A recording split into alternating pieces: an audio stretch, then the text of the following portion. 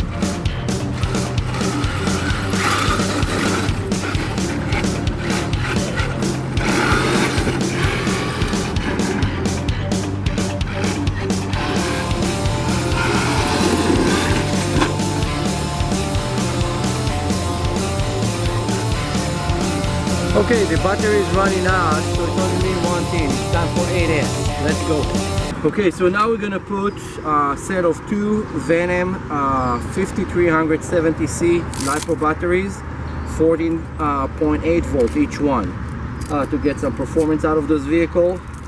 There was a guy, Stevo 313 I think, was keep crying that we did not run it like we should.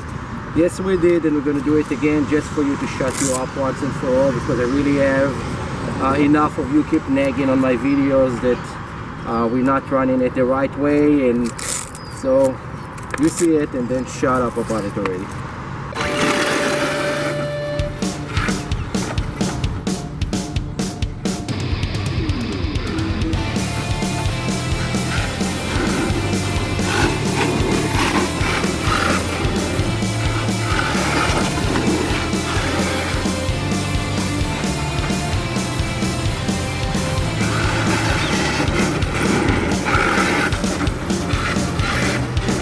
It's very fast on the way.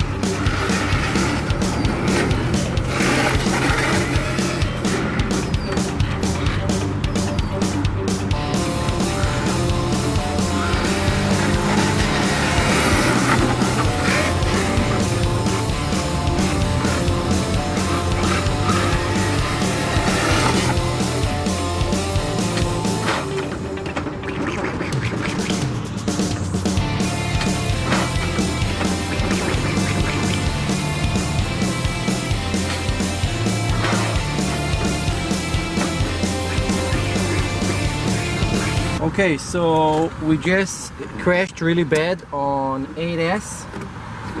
We hit a bump and the car flipped like crazy. And the parts that we broke is actually this top A-arm. It just came out. It's not broken. They're kind of like the dog bone is good. The A-arm just need to get or replaced, or we need to actually screw it back in. Other than that, the ESC just came out, but it's not a big deal. We just put it back in. I'm gonna shut it all off. It was a very fast run. We probably flip it at about 50 or 60 miles an hour very violently, but definitely after you repair this car, it's worth the time and the money. I abused this the last week and a half to 2 weeks, trying to destroy it, and now we have literally like a small part that just got out when the car flipped like crazy. I'm gonna put a repeat of how bad it's flipped. That's it. Eric at RC Monster Garage. I still highly recommend this car, even though they recalled them. If you keep it, just fix it. It's worth the money. See you in my next videos. Like and subscribe.